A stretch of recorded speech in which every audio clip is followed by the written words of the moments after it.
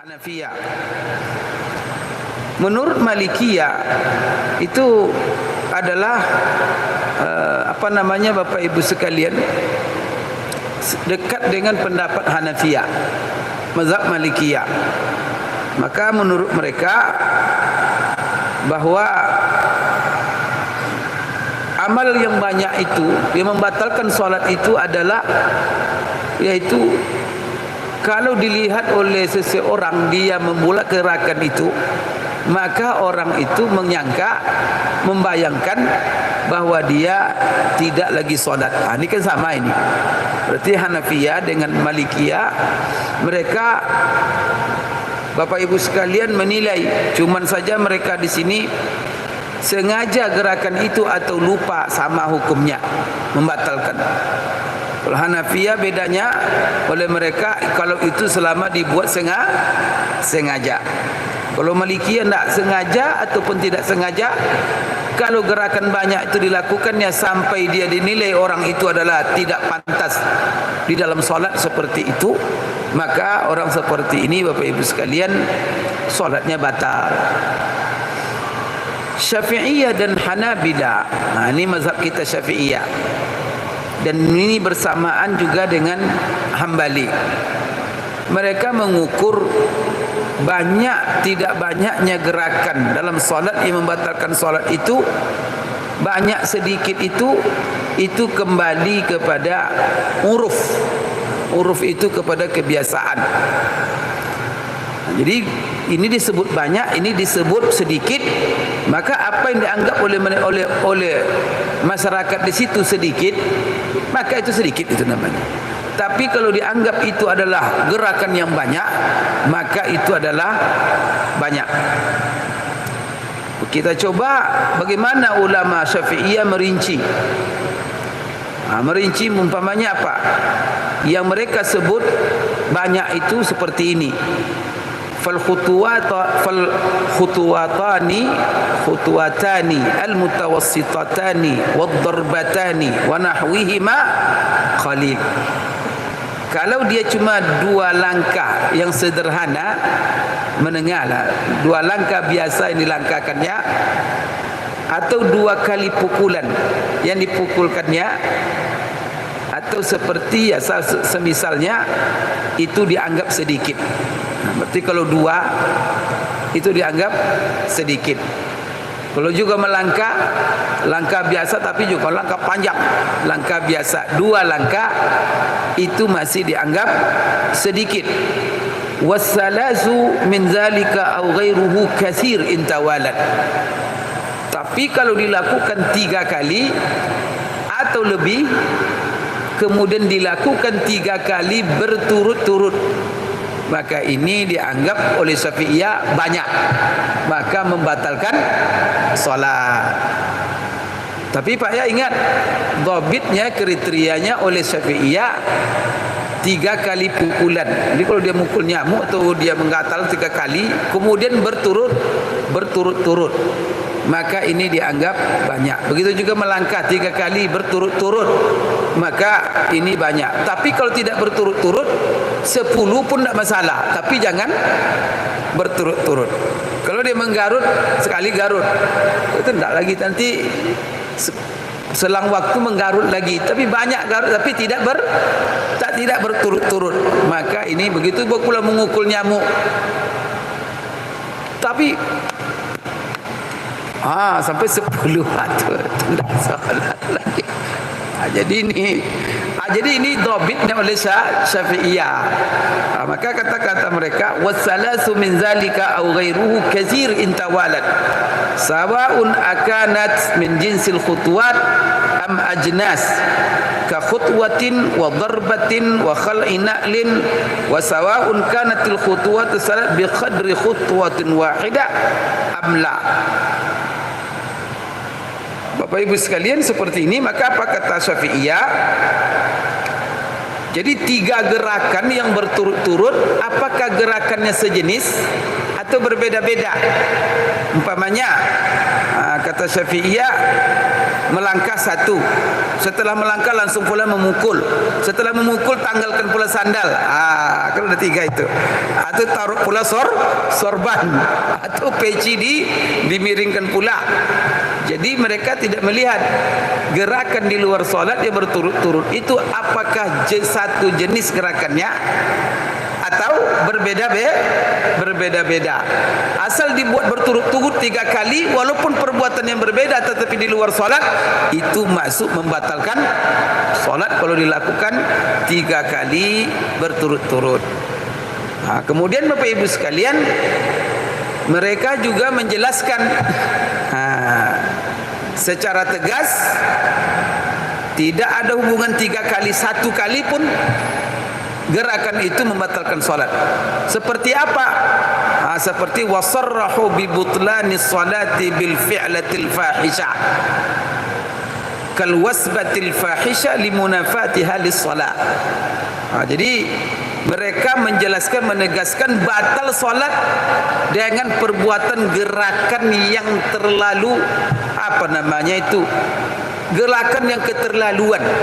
Jadi membuat sebuah gerakan yang keterlaluan walaupun sekali, itu batal. Seperti apa? Meloncat. Banyak kan nampak oleh dia situ kumbang meloncat dia ke 1 meter meloncatnya. Itu tidak salat itu namanya lagi, walaupun dilakukan sekali. Jadi Bapak Ibu sekalian, itu yang dijadikan dhabit oleh Syafi'iyah. Seperti Imam Nawawi di dalam kitab Majmu' dia mengatakan, kalau gerakan itu ringan ya. Jadi Bapak Ibu sekalian, gerakan tadi yang membatalkan solat tadi yang 3 kali itu apabila yang digerakkan itu organ-organ yang berat. Contoh tangan, kaki, badan yang goyang-goyang. Tapi kalau yang digerakkan itu organ-organ ringan saja, tangan gini ya, tapi tangan tak bergerak, tapi jari, jarinya begini aja. Maka gerakan seperti ini kan ringan itu, maka tidak membatalkan solat. Imam Nawawi mengatakan dalam buku Al-Majmu', fa ammal harakatul khafifah katahrikil asabi' fi subha aw hakka aw hal aw aqd fa fiha wajhani hakahum al-khurasaniyun annaha kal khutuwat fatabtul salat bi katsiriha wa thani wa huwa sahih al-mashhur wa sahihul mashhur wa bihi qata'a jama'ah la tabtul wa in kasurat mutawaliyatan lakin yukrah. Kalau umpamanya gerakan itu gerakan ringan, seperti menggerak-gerakkan jari, ketika menggerakkan dalam tasbih, karena ada orang Pak, kalau digerakkannya ketika membaca taik terus begini, ini gimana ini? Karena ada orang menggerakkan badan mutar-mutar, ada yang ke atas ke kiri, ada yang dari awal sampai akhir. Kalau Syafi'iyah kan enggak. Syafi'iyah kan menggerakkan jari cuma pada asyhadu an la ilaha illallah. Itu aja. Maka dia pada syahadat saja. Maka bagaimana kalau ada orang digerakkannya dari awal?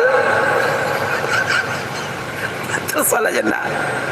Bapak Ibu sekalian, di sini ada 2 pendapat Syafi'iyah. Karena ada pula sekarang berpendapat Pak, kalau tidak digerak-gerakkan begini bid'ah katanya. Maka yang sunnah itu digerak. Macam gerakannya itu ada yang ada pula yang putar-putar, ada pula yang kan ngaco-ngaco jadi kemana-mana. Ya ada Bapak Ibu sekalian. Bagai gitu aja lah. Mazhab yang 4 itu beres. Jangan diikuti juga yang lain-lain lagi. Ulama yang 4 itu sudah pakar sudah. Kalau sudah ikut Imam Syafi'i, sudah ikut Syafi'iyah. Kalau ada pendapat-pendapat yang baru-baru seperti sekarang ini, apalagi pendapatnya itu lepas daripada kawaid istimbat. Kadang-kadang yang beralasan hanya merujuk sunnah, Quran sunnah. Tapi merujuknya tidak jelas apa metode kawaid tidak ada jelas. Itu jangan diikuti seperti itu, ngacau nanti. Maka ulama-ulama sekarang yang mengatakan tak perlu usul fikih tak perlu ini tak apa. Dicobanya tu berbuat fatwa-fatwa. Coba tabrakan fatwanya terus. Terlalu banyak kontradiktif. Karena tidak ada kaedah yang dia pakai. Maka di sini dia bilang begini, di sini bilang begini, besok bilang begini, gitulah terus. Maka ulama kita tu begini yang mazhab yang empat. Maka mazhab yang empat tu sudah. Karena yang mengikuti mereka bukan hanya orang-orang biasa, tapi yang mengikuti mereka ulama-ulama besar yang mengikuti mereka. Lagi kita orang-orang awam ni ikut aja langsung. Yang ilmu kita gimana? Ulama-ulama besar aja, Imam Nawawi ikut Imam Syafi'i, Hafiz Ibnu Hajar ikut Imam Syafi'i, Ibnu Salah ikut Imam Syafi'i, Ibnu Katsir ikut Imam Syafi'i, Imam Az-Zahabi ikut Imam Syafi'i. Disebutlah ulama-ulama besar itu. Masa kita yang awam-awam ini tidak mau pula ikut sunnah pula alasannya? Kan itu main-main namanya. Gaya kita ya jago sunnah, orang lain tak tahu sunnah. Jadi Bapak Ibu sekalian, jadi di sini Imam Nawawi mengatakan gerakan-gerakan ringan seperti menggerakkan jari dan tasbih atau menggarut dengan jari saja. Ya. Kalau dia menggarut dengan jari atau dia umpamanya yang gumpal di dibuka atau yang terbuka digenggam, dia membuat begini gerakan, tapi cuma dengan itu gerakan ringan, maka tidak ada masalah. Tapi di sini juga ada dua pendapat. Pendapat ulama Syafi'iyah Khurasan mengatakan sama gerakan jari itu dengan langkah. Dia dua langkah, tiga langkah kan tadi kalau berturut-turut batal. Begitu juga menggerakkan jari 3 kali batal. Maka saya dalam kitab Syafi'iyah ada itu keterangan, maka dia mengikuti ulama Khurasan itu. Apabila seseorang menggerakkan jarinya dalam tahiyat lebih 3 kali berturut-turut, batal solatnya. Itu fatwa Syafi'iyah. Coba Syafi'iyah mengatakan batal, ada ulama mengatakan sunnahnya digerakkan dari awal sampai itu berapa, bukan 3 lagi, itu banyak sekali. Kalau Syafi'iyah batal sudah itu. Maka dia digerakkan sekali saja ketika asyhadu an la ilaha illallah. Baik. Tapi pendapat yang masyhur yang merupakan mazhab, kalau yang digerakkan itu hanya anggota-anggota ringan, bukan anggota-anggota berat, maka tidak ada masalah. Ini pendapat yang masyhur dan ini yang dikuatkan oleh Imam An-Nawawi. Maka apa kata Imam Nawawi? Huwa sahih al-masyhur wa bihi qata'a jama'ah la tabtul, tidak batal. Yang umpamanya mata digerak-gerakkannya, Allah, kan putar-putar matanya, itu gerakan ringan itu. Maka itu juga tidak membatalkan salat. Namun kalau terlalu banyak dibuat tidak membatalkan tapi makruh. Itu kata Imam An-Nawawi. Sedangkan kalau di dalam mazhab Hambali seperti yang dijelaskan oleh Al-Imam dalam kitabnya Mughni, dia mengatakan la ba'sa bil amalil yasir fi shalah lil hajah. Tidak ada masalah melakukan sedikit amal dalam solat kerana ada kebutuhan. Imam Ahmad sendiri berfatwa la ba'sa an yahmila ar-rajulu waladahu fi shalah al-fariḍah. Tidak ada masalah bagi seseorang laki-laki menggendong anak kecilnya dia di dalam solat. Itu pergerakan tu Pak. Itu kata Imam Ahmad. Ini berdasarkan hadis Abi Qatadah, hadis Aisyah, anna istaftahat al-bab fa masya Nabi sallallahu alaihi wasallam huwa fi shalah hatta fataha laha fala ba'sa. Jadi di sini Bapak Ibu sekalian, Rasulullah sallallahu alaihi wasallam sendiri ya pernah dia dengan cucunya Hasan dan Husain, dan juga pernah juga anak kecil lain yang bermain. Kadang-kadang Rasulullah sedang apa dan Rasulullah sedang menggendongnya. Begitulah seterusnya. Ini adalah pendapat daripada Imam Ahmad. Jadi mereka ini Bapak Ibu sekalian tidak, kalau Hanabila ini sedikit banyak itu tidak mereka ukur dengan 3. maka tidak terukur dengan 3 dan tidak pula dengan lainnya katanya. Tetapi yang sedikit itu yang dianggap oleh orang banyak sedikit, yang banyak itu dianggap oleh orang banyak bahwa itu banyak. Bahkan apa kata Ibnu Jauzi, wa'ad Ibnu Jauzi min ad-darura al-hikka allati la yasbir 'alaiha. Maka seperti Ibnu Jauzi berfatwa, dan ini termasuk mazhab Hambali, tidak ada masalah katanya kalau seorang menggarut kerana dia tidak bisa menahannya lagi. Maka jangan ditahan, maka garut saja katanya, kerana itu sudah darurat. Kalau seandainya dilakukannya itu terpisah-pisah, bukan berturut-turut, maka menurut Hanabila fala tabtu yaqtul biha shalah, maka tidak batal dengannya salatnya. Wallahu alam bis-shawab. Jadi ada satu hadis lagi Bapak Ibu sekalian, bahwa Rasulullah sallallahu alaihi wasallam amman nas fil masjid, pernah dia menjadi imam, fakana iza qama hamala Umamata binta Zainab wa iza sajada wada'aha. Jadi Rasulullah SAW pernah ketika dia solat berdiri sambil menggendong anak perempuan yang bernama Umamah binta Zainab. Apabila Rasulullah berdiri, Rasulullah gendong. Kalau Rasulullah sujud, Rasulullah letakkan. Berarti kan dia melakukan gerak itu.